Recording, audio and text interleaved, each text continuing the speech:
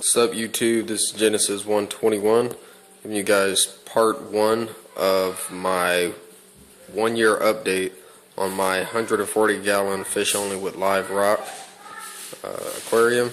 And so we are here in the new house finally, and I'm going to be setting this tank back up. Before I do this, I got a couple upgrades for the tank, which I'm going to be discussing. One thing I just wanted to also share with you guys is on the tank here. You see all across the bottom here, this is vinyl that I've actually sealed in the bottom of this stand, and I've basically waterproofed this, so if any water may spill out of my sump refugium, it will be caught by this instead of damaging these new floors in our new house. So other than that, we'll go through and talk about everything. If you've seen some of my previous videos before, you know I have a 29-gallon sump refugium that I DIY'd myself. So what you see here is I believe it's about 50 gallons. I got it for free actually from a family member that had it sitting in their garage. So I went to the local glass shop, got a couple pieces of glass cut for about $20. Already had some silicone, and I had a couple pieces of acrylic, and basically went to work and built this sump refugium. I'll be doing a in-depth video on it, just discussing the build and all that. But other than that, I'm going to be using reef crystals, and the reason why I'm doing that is because I'm just trying to get a good coralline algae growth all over my live rock and inside my tank. So I'm going to be using the reef crystals before I was using the Instant Ocean, just a regular salt mix, but it'll maintain them calcium and alkalinity levels. So another addition, I've got this bulk reef supply kalkwasser, and I've already been using this in my utility tank that I have set up temporarily for now, and it's been doing good. I use it with my auto top off, and it has been maintaining my pH levels and alkalinity and calcium pretty good. So definitely recommend that stuff. Okay, and finally got a controller. I went ahead and got the Reef Keeper Elite titanium package with the net module. It has a temperature probe. We got the temperature probe, pH probe, and also salinity.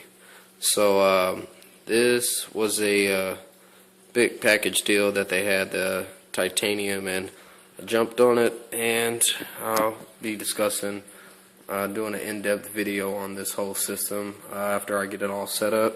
Then just got some eShop magnetic probe holders. Okay, and got two Jabo WP-40s. So gonna get some really nice flow going in the 140. Got a Phosband Reactor 150 with Seachem Matrix Carbon. Will be the carbon that I'll be using. Before I was using ChemiPure Elite, but just having to wash those bags out every week was kind of tedious for me. I mean, I definitely recommend ChemiPure Elite. It's a great product, but for me, just with my tank, I had to constantly wash them out every week, and I was trying to set this system up right now to be as low maintenance as possible for me. So moving on to the next thing, I have also upgraded my lights.